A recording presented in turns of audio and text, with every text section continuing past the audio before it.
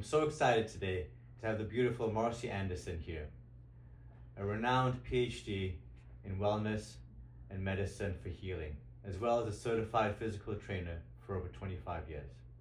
I'd like Marcie to introduce herself. I'm sure you can do a better job than I can, but thank you for being here today. Of course. Yes, thanks for having me. I got my PhD from India. My teacher, Sri Kalashwar, was very beautiful in offering me a scholarship for however long I could stay. But I ended up staying in India for 10 years. Wow. And the vernacular he would use is a PhD in soul doctorism. So Soul doctor, soul PhD. You're Wow. right. So, but what that means for the West is it really is a beautiful East-West bridge.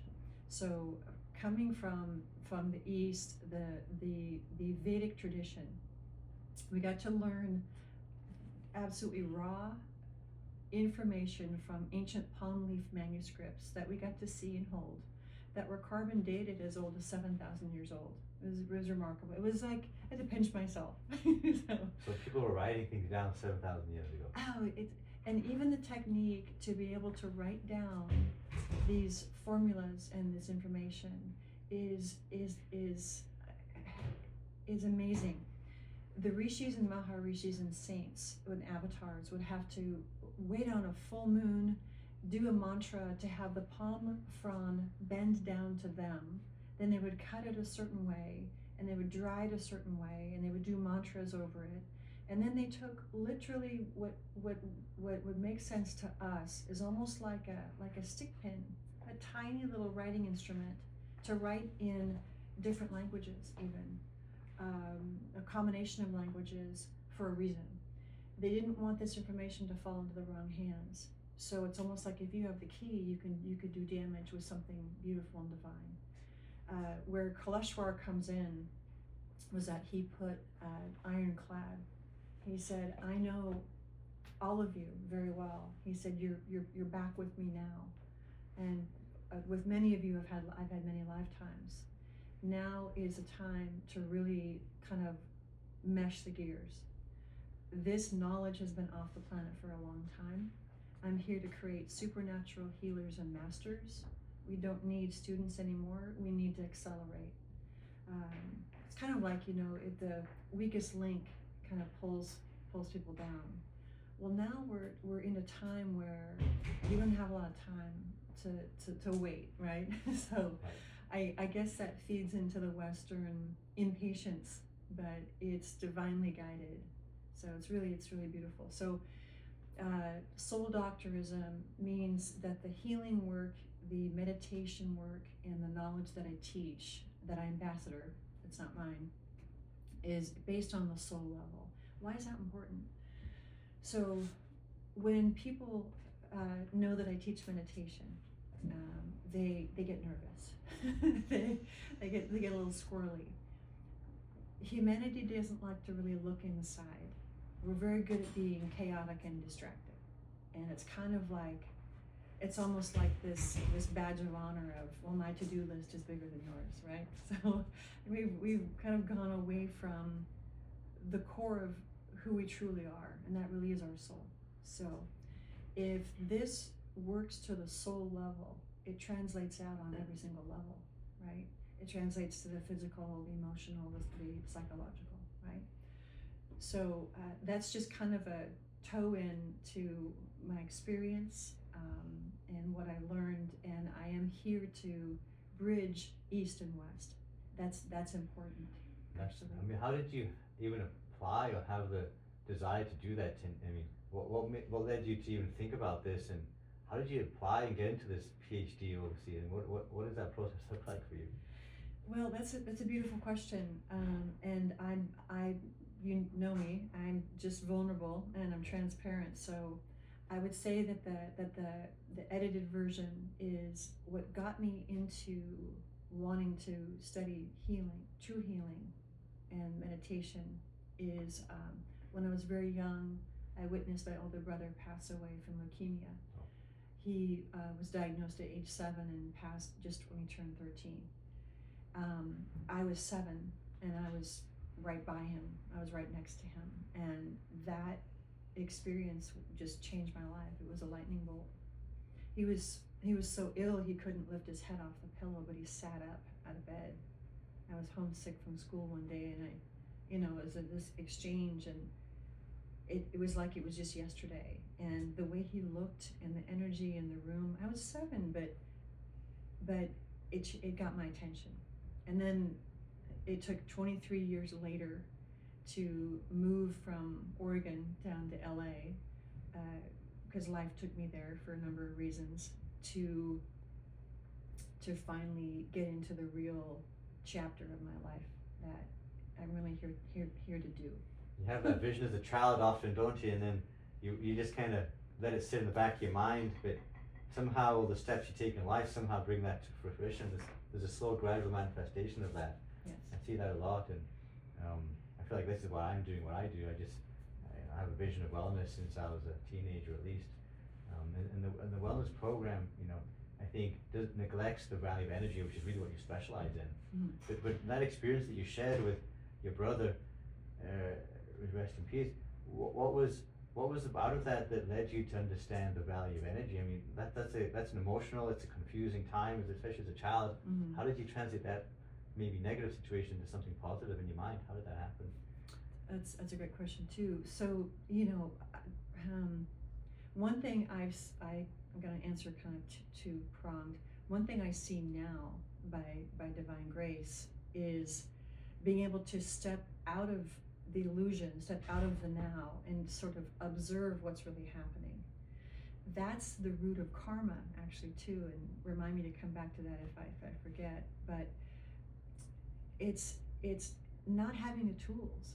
I didn't have the tools to understand what was going on, and at the time, not that I ever want to talk about religion and things like that, but I was raised Catholic, and I remember just this little moxie attitude. I had my little yellow legal pad and my pen and paper, and I went and I made appointments with the nuns and the priests, and I was like, listen, I need some answers.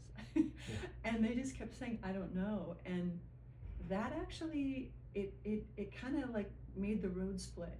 It scared me, and it also pissed me off, because I was like, wait a minute, if you don't know, who knows, right? And that was back in the 70s when families didn't talk. Right. We just like, let's just go to church and have some donuts and we'll be fine. Yeah. And so what saved me, actually, what kept me sane and kept me going, to be honest, was humor and sports. Honestly, so I was sort of a born warrior, really, and born to use a mechanism that I found out later on opens your heart. Laughter opens your heart. Like, whenever you hear laughter, you want to be a part of it. It draws you in, right? Sadness and complaining and negativity doesn't. It repels you. So it was just natural. You just felt comfortable and you kept going for it. Yeah. I mean, but how do you even apply for a PhD in India? Do you just in this type of studying 7,000-year-old manuscripts? I mean, do you just book a ticket and take a suitcase? Or how do you get into this kind of program? So that's a good question. So fast forward 23 years later, I'm in Los Angeles. At the time, I was able to move down to LA because I was signed with an agent at acting and modeling. I did sports modeling and things like that. So basically, I got paid to work out, which was pretty sweet, and opened a lot of doors for me. And I had already been certified in personal training, so I just sort of washed down to LA. Well, what happened in LA, or as I refer to as LA, I was at a national, I won't say the word, a national commercial audition for a sports company. And I knew I wasn't supposed to jump over the hurdles. My intuition was blaring in my ear, and the fear. See, it's love versus fear. The fear was like, "Oh, come on, you need the money, and wouldn't it be great for your career?" And over here, I'm like, I probably shouldn't do it. I did it, blew my knee out, and was on the ground, writhing in pain. No one came over to me. None of the models. No one. Finally, the director came over, and he threw his phone at me, and he's like. So I said, can someone call an ambulance? And he said, make it quick, I'm expecting a call. And I was like, oh, welcome to LA, Marce. So that was fun. But what that got me to do was a few weeks after that was the process of being a competitive athlete, being a personal trainer, being in amazing shape, being pretty sought after for my career, to just ground zero. Wow. And everything crashed. Literally everything crashed. So I went to the beach one day in Santa Monica by the pier. And at that time, if anyone was familiar with that area, Yeah. it wasn't pristine. You know, there were syringes on the ground and things like that. So It wasn't Ozempic. It wasn't. It wasn't Botox. Yeah. All right. But I was just in this zone. You know, like when you're working on your patients, you're in a zone. I know you are. I can just tell. When you're in sports or working with a client, you know, you're in the zone. You're focused. So I'm in a zone of, okay, God, let's have a conversation, because I was borderline, like, very upset, very scared, and very confused. And I was just like, all right, the gloves are off. Starting from ground zero. Yes. Okay, Yeah. God, if you're really there, show me that you're there, and don't give me a stupid pigeon feather. Like, you know, that's lame, you know. I was like, bring it. Well, he did, or she did, or they did. Right. And much like the experience I had with my brother that day, which was surreal, I had another experience on the beach in Santa Monica that was very surreal, which is in my book. And The book is called? The book is called Are We There Yet? Oh, that's cool. Enlightenment for Busy People. That's great. And it's on Amazon. It's under Marcie Anderson. You have to type the whole title or it won't come up. But so I had, in Vedic terms or India's terms, it's called divine darshan. And what that means is, as I see you right here, and if I would shake your hand, I would feel your hand. Two beings appeared before me. And now I wasn't on peyote, and now I wasn't, you know, lit on something else. You know, I didn't have, you know, a roofie in my coffee or anything like that. And I saw Jesus, and I saw a saint by the name of Shirdi Sai Baba. I didn't know who that was. I was like looking at Jesus going, I know you. Who's that dude? You know, but I'm not using my mouth. I'm not talking, but they're talking back to me, and they're not moving their mouth. And I was like, you know, WTF, what? And it's one of those moments where everything else around you freezes. It's like those movie scenes where everything just kind of goes, and it just slows down. And I'm looking around like, does anyone see what's going on? My heart is beating out of my chest. I'm crying, and I'm just like staring, like, don't leave. And I could feel the energy. And I said, like, teach me, like, help me understand. And then it seemed like it was 10 minutes. It could have been 30 seconds. And then literally gone, like right before my eyes. And then it's like everything went from frozen back to slow motion. And I was like, okay, is there anyone with a straitjacket like chasing me? And I'm like, okay, what just happened? And I was like shaking. So I need my pills again, yeah. Exactly. And I'm a very grounded, sane individual. And I was like, all right, now that you have my attention. So I walked to the edge of the ocean, and I just sat down and just was sobbing. I said, okay, God, you got my attention. Now that I have yours and you have mine, I said, bring me someone who's alive, who can teach me what's really going on. And if you do, I promise to dedicate my life to share whatever. It's not mine. You know, how can we say it's mine? Later, I met a stranger wearing a lotus seed mala, a meditation. And he said, yes. I said, can you teach me? Long story short, it turns out that the one mantra, the first mantra I did, is the mantra that Shirdi Sai Baba, this other saint that I saw, left behind. He never taught mantras. He had one mantra. And when I started doing it, I started seeing him with my eyes closed. And I was like, okay, what's going on? But at the same time, isn't that why everyone pursues a religion or spirituality or something, is they want to feel that connection, right? That's what we're missing. Yeah. Nothing it's else. Energy. Yeah, it's energy, exactly. So then when you realize, so that got me in connection with Sri Kaleshwar, this person who gave me the mantra was already a student. Okay. Guess what? Shirdi Sai Baba was Sri Kalashwar's guru in this lifetime, even though he wasn't in the body. So there's the connection. Yes. And sometimes that biggest growth comes from when you're lowest state, isn't it? It's kind of that's Yeah. the time you can really transform and change Yeah. to the direction that you need to go. That's a pretty awesome story. And here you are. And so you've been focusing on helping others with the knowledge that you now have. Mhm. And you've been helping people improve their health and wellness through energy-based principles and maybe spiritual practices, and obviously the physical training as well. What is it that you enjoy doing now? What is your specialty, would you say, and what is your passion in terms of daily practice now? I would say for my students and my clients is meeting them where they're at, number one. Absolutely shattering the fear and the misconceptions around meditation alone. When people understand meditation is the core to all spiritual and all, pretty much your entire being. Because what meditation does, and here's the beautiful formula, it's having your attention on an intention with no tension. That's really what it is. I need right? a T-shirt that says that. Exactly. Everyone does, exactly.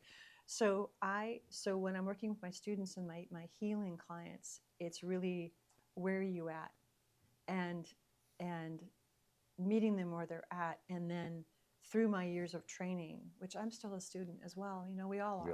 Yeah. I'm not on a pedestal by any means. You know, I trip over speed bumps sometimes. You know, so I'm very down to earth. But in that master training, it is holding the space for people to just be. We have so many layers and masks that we have to wear. It's exhausting. And people just need a space where they can just be. And it might get messy. And that's okay. I mean, who isn't messy? And then that's kind of their bottom in a way. It's kind of, they kind of see where I'm really at. And it's not so bad. I mean, you said, you know, religion is not the factor here, but I think we're raised sometimes in certain ways to exclude our minds from things that are very common to all of us, which is energy.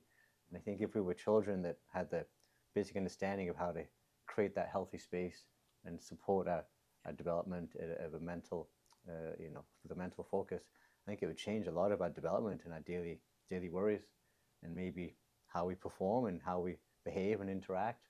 I think that would be quite powerful. So what are the typical clients that you feel like people need you? When are people really saying, Marcie, I need to make an appointment for you? Who are you really seeing, and kind of what stage of what's your typical clientele looking like, male in terms of men and women? It's interesting because sometimes a dynamic stretch or recovery client or a personal training client becomes a healing client or vice versa. And it is typically when they come to me for, gosh, I've been injured and I've lost muscle tone, or I don't stretch and I feel horrible. They understand that they don't feel well. They don't know how they got there. And so I can't help but sprinkle a little, hey, maybe look at this, or hey, maybe look at this, or the fact that this injury keeps happening. What's your body saying to you? And they don't think that way. That's okay. They weren't taught to think that way. But when we realize that the physical layer is the last layer to try to get our attention, to like knock on the door for us, that's sobering. It's like, whoa, I've been ignoring my intuition. Your intuition is a gift. And no one knows that more than you. But we don't, Yeah. I think a lot of us are lost on listening to that voice or tuning into it. Absolutely. I think. Because it can be scary. It's right. It's right. But this is the beautiful pearl of it. The beautiful pearl of that is it shows you who you truly are. You get a glimpse behind the veils of all the illusion and chaos and noise that we're so used to. But we know at our core, we don't want to be that. We can't wait to just go to sleep because it's peaceful, right? So that's meditation. Meditation is really getting you to the point of stillness, silence, to be able to hear your soul. When you have a dream, when you have some kind of epiphany or some kind of nuance of some nudging, that's your soul talking to you. It's pretty cool. It's pretty badass. Yeah. So much other noise we have to distract away to get there. I mean, Yeah. would one of the, so you, of the tools you use to energize and recalibrate people, is meditation the main tool, or what are the tools Yes. that you rely on? Is it? Yes. So meditation is the main tool because, especially studying in India, understanding that any saint, rishi, maharishi, avatar, master, guru, anything like that, which it just means teacher, meditation's the doorway. And when I, especially when I work with adults, I work with children as well. Imagination, that we need to bring that back too. When we were told, oh, you're too old for imagination, now get your head out of the clouds. Get him in the clouds again, you know? We've lost our joy. We've lost our spark. We're just so boring. Yeah. We're just like, ugh. Just get through the weekend, Yeah, right? just, good Lord. So our imagination coupled with meditation, right? Meditation, I use mantra, seed sounds, right? A mantra like Om Namah Shivaya. It's a collection of those seed sounds to create one mantra, energy, frequency, vibration. So when I say that mantra internally, what's happening is every cell is changing to that vibration. Have you ever, I forget the lovely gentleman's name, a Japanese scientist, Yeah. who did the plants. Yeah, the plants and the water. Right. It's true. So Right. if Have you done that yourself? If I can throw one Hail Mary pass out to this whole thing, I hope people hear this point. The power's in your hands. You know all the knowledge that I would teach you. Right. Your soul knows that. What happened? We lost the connection. Right. Okay. Meditation is that doorway. Even if you meditate for 3 minutes and you really are in that trance stage, that level of silence opens up something called the nada bindu. We could, this is going to sound out there, it's much like the umbilical cord. Right. When we're in our mother's womb, we know everything. We know why we're in this lifetime. We know the karmas we're going to face. We know the lessons we have to learn. Once that cord is cut, we forget. Well, that's not fair. Hey, who made the rules? Right. So that's why the knowledge piece is back now through my teacher. He brought back the knowledge because it was off the planet purposefully. Now it's back. Now you marry meditation with the knowledge, then you have a whole new energy. So how can you say that you can't manifest?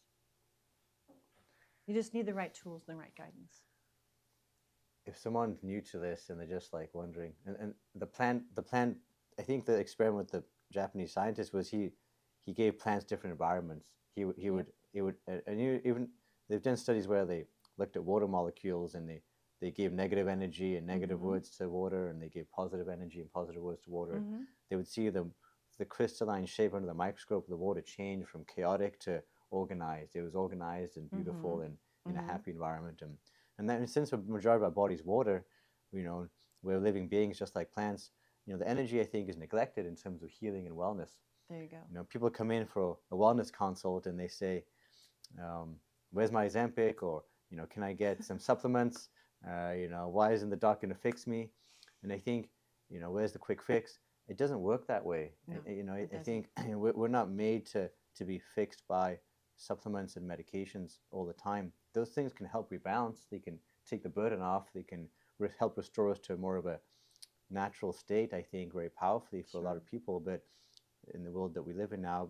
But I think the basic premise of understanding energy is so important. So anyway, if someone's new to this, how do they start meditating? What do you think of those apps? I mean, what's the idiot's guide to meditating, from your opinion? So this tea is not strong enough. Just kidding. So the idiot's guide to meditation. Get a good teacher. How do you find a good teacher? I'm right here. So you're available. Do you have an online program? I'm available. Yeah. I don't yet. I'm working on that. Okay. To be honest, I'm a lot like you in that I want to get my hands on people. I want to see them first. So I have global clients, but at least I've seen them one time. I've gotten my hands on them for healing or for something, for stretching or something like that. There's a connection there. Once I can see the eyes, then I can work on someone if I never see them again. It's no problem. But just start. Don't have the fear of you can't do it. And that's, if you would ask me like what pains do you have? Like that load that humanity carries of just this unworthiness, or that I'm not good enough, or that I'm sure I'm going to fail. That is a cassette that we have agreed to, number one, sadly. Number two, we can just take it out. Just stop. Going back to the water experiment, it's true. If we're 80 to 90% water, 70%, it's a lot of water. Right. If we can take something that's going to upgrade and up-level our frequency to a divine frequency, then we're going to become that. So here's the caveat. We need to change our thinking and our thoughts. Our inner monologue is horrible. My teacher one time was sitting talking to a group of us, about 300 students. Imagine if that was on paper, right? And it just, I mean, you could hear a pin drop, and people were crying. He just was like looking out at us. Yes. So to answer your question, meditation and the importance of it and what it's like, but we still, in the background, we have that negative self-talk. And how do we get rid of that? Because that's the point. So we're in India, and Kailashwar is just sitting. A lot of times he would just sit and he would just stare at us and look at us, and he would say, you know, if you had any idea who you truly are, if you had any idea the power of your soul, you would never talk badly about yourself or about anyone else the way that you do. Because you don't, first of all, you don't have that right. He said, you don't have the right to hurt your soul. That broke people open. It's so easy to say something horrible about someone or about ourselves, and we laugh it off. Like I'm getting emotional. That hurts me. Yeah, and we do it all the time. Kids do it. I mean, that hurts me. It's just me. natural now. And I'm not going to go there, but children need strong direction. How do you help a child that needs to talk more positively to their soul? It's a lot like personal training when I work with children that are grossly underweight or grossly overweight. I can do what I can do. Sadly, it takes a team, and so I need the parents involved. Right. I need the parents to support, because once they leave the session or they go home, then they do the freezer pizza and the milkshake and the pop and the candy and like that. That's, you know, it destroys. Right. It's like someone coming to you and investing in themselves, coming from a beautiful place, and then they just go and use and whatever they do, right. And then they complain, hey, it didn't last. Eating the same junk, and then the skin's not clearing up. Exactly. So it all comes from within. So can you imagine having the tools and the knowledge that change you, not only in this lifetime, but karmically it means past lives and future lives. It's pretty powerful. There's no... Kailashwar would say, this knowledge, these channels of creation, these are the Sapta Rishi channels.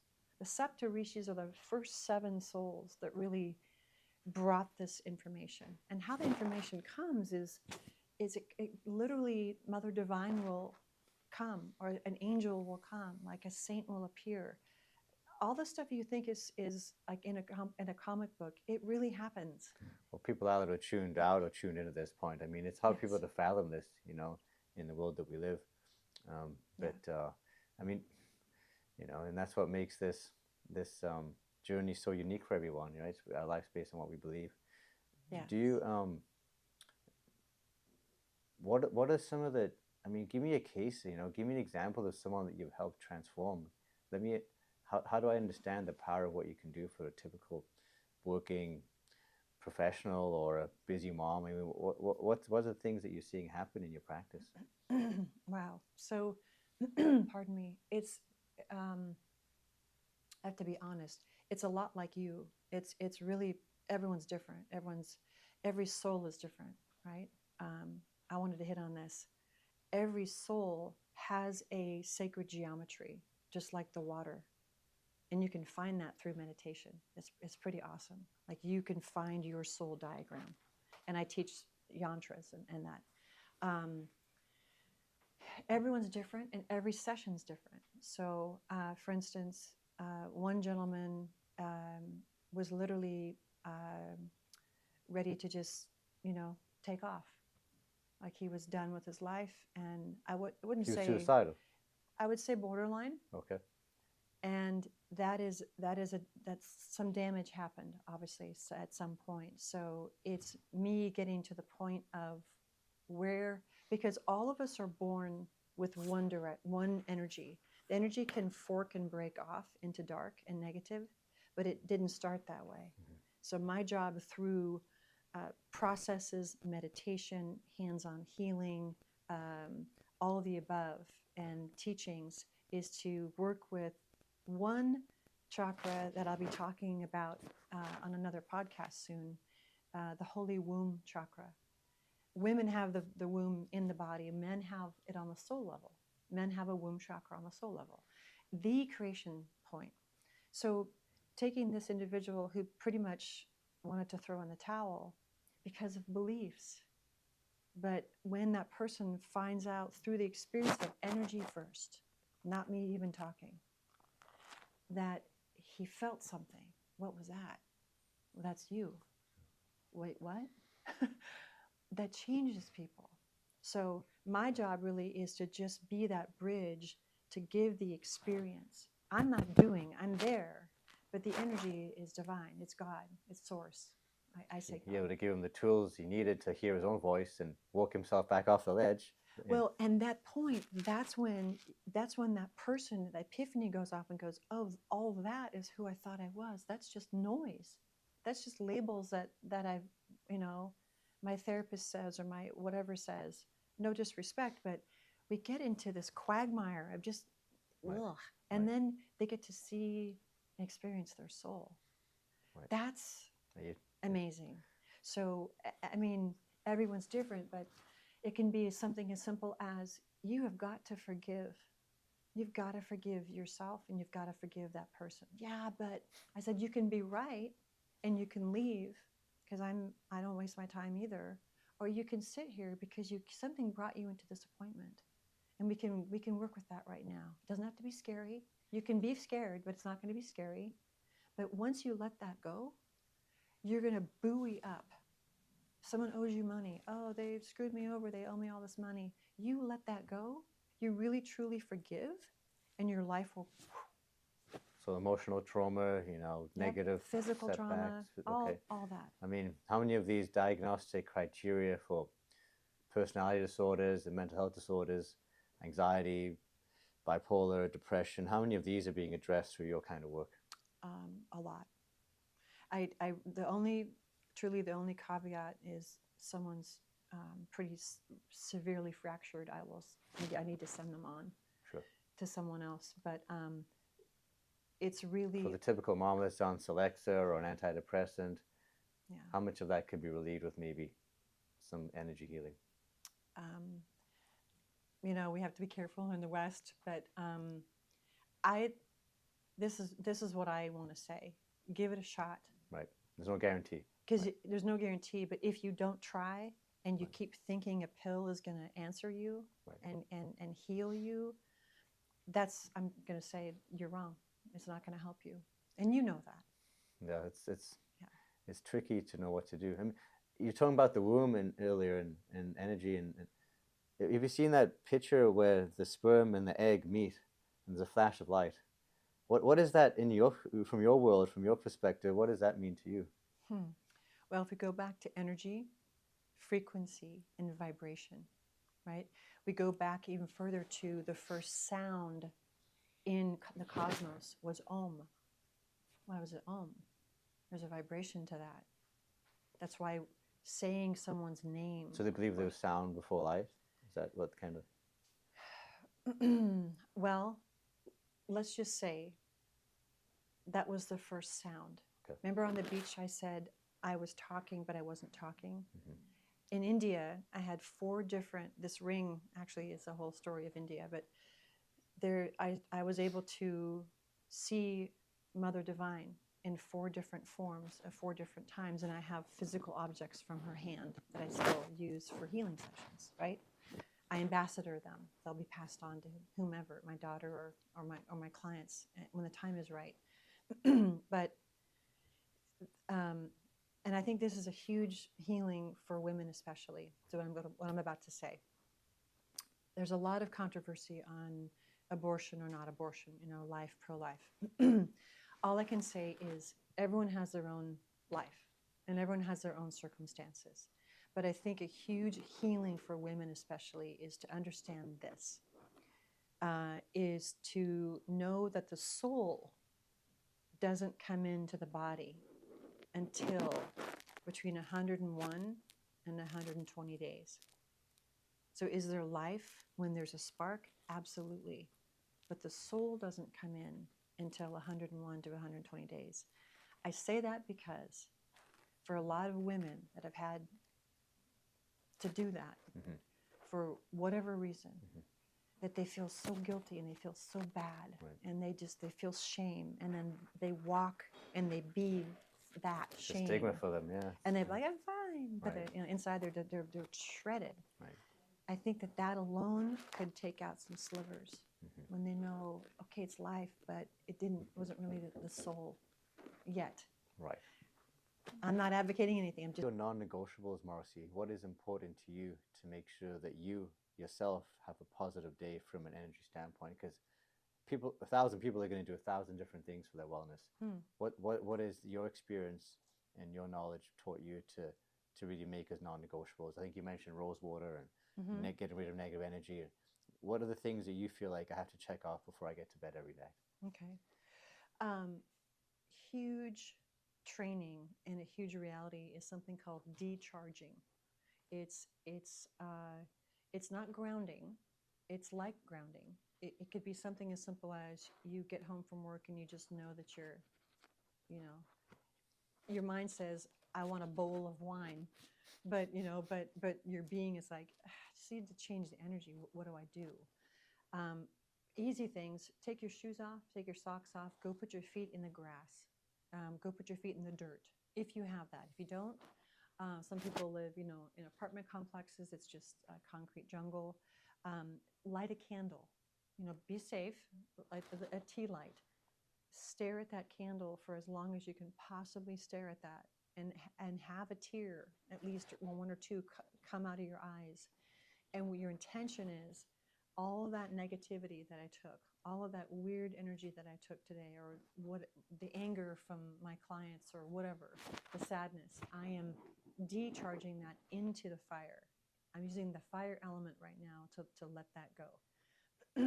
Then go take a shower. Or you could, if you can, sit outside under the sky, under the stars, and just breathe and just look at the stars. Mm-hmm. Just breathe, and you're connecting to the consciousness, the sky element in the air, and you're saying, okay, all the chaos from today, just the noise that I feel, just kind of like the, get off me.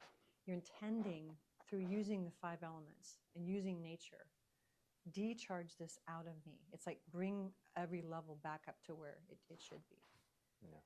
I would say if people would do specific practices, it just take a few minutes and heartfully open your heart and intend that I think a lot of the sleeping issues would go away. A lot of the anxiety would go away. It'd be kind of a prerequisite for healthy sleep, which is the foundation for everything. Yes. So.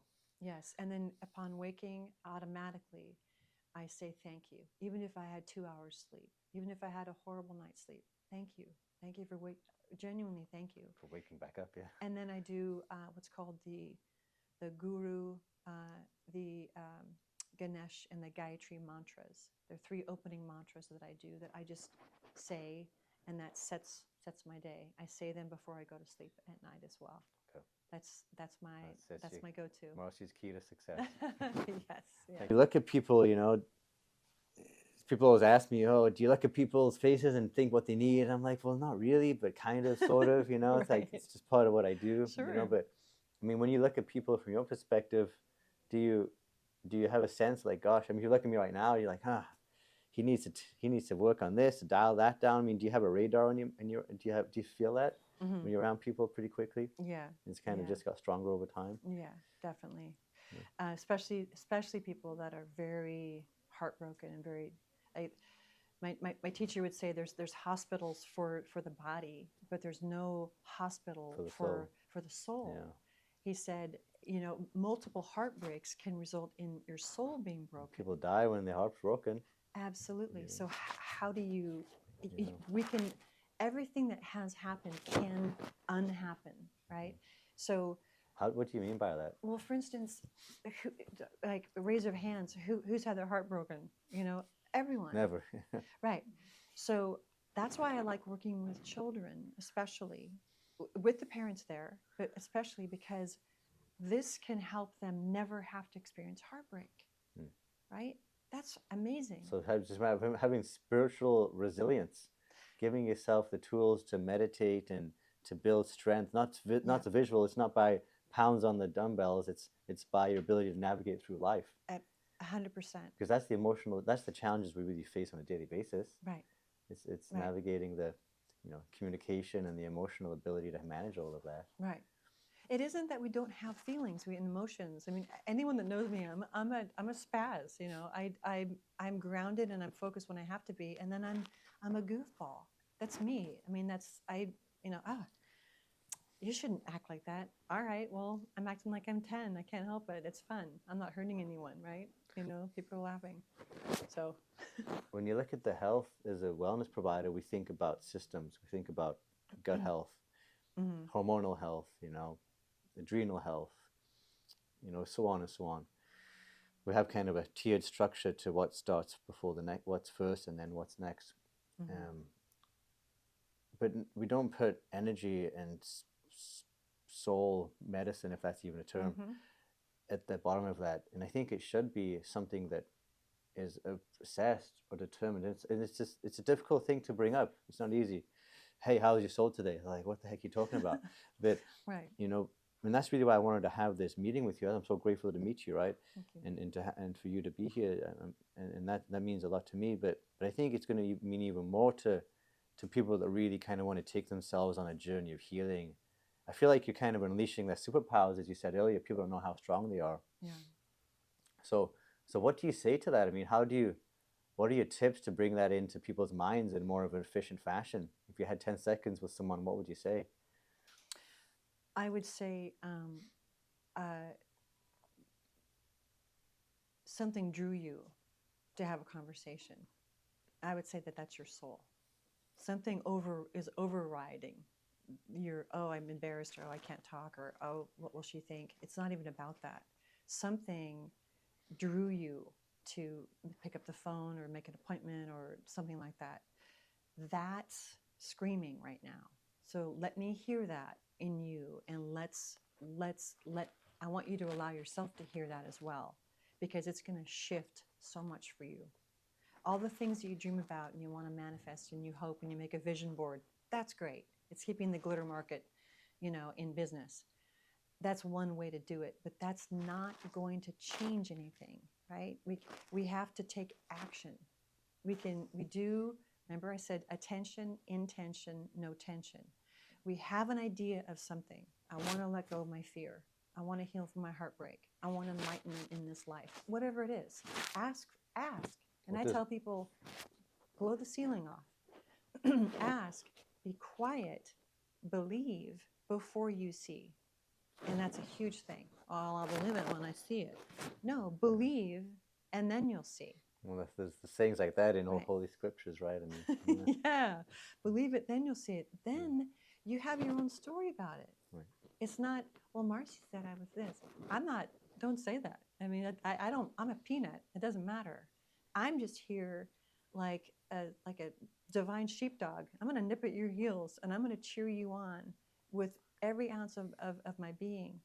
But at some point, I'm going to flick you out of the nest because you know you can fly, and don't blame anyone. They have to be willing. Yeah, it's scary to see. Yeah.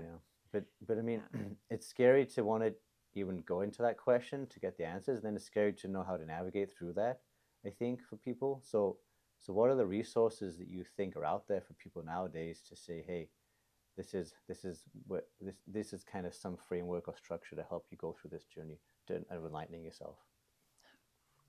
So one of the first things I would change is I would change our language. Just because we don't know something, we go to fear first. What is that? Mm-hmm. Not long ago on the planet, we didn't talk. We spoke through our consciousness. That's coming back. Mm-hmm. That's what I'm here to bring back. Not that we can't talk. Most people shouldn't talk. Right. But I would say, gosh. Is there like a hand-holding guide? Because people need hand-holding when it's new. So this is what I tell people. I'm with you.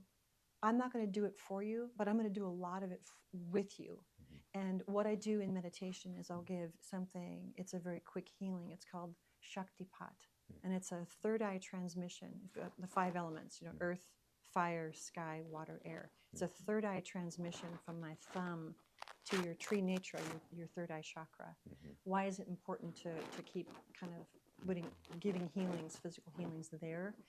Once that opens up, because when we close our 2 eyes, our third eye opens, and you'll be able to start seeing stuff. That's what they say, our inner eye, our magic eye, our spiritual eye.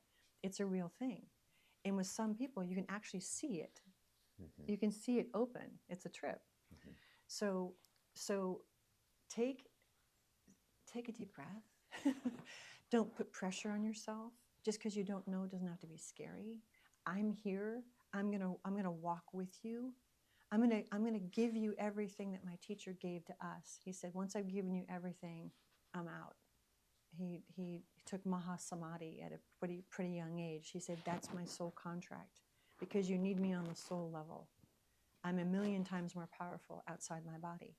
Okay, so I'm here to either take you to the base of the mountain or the top of the mountain. It's up to you. I have something that I'm launching soon.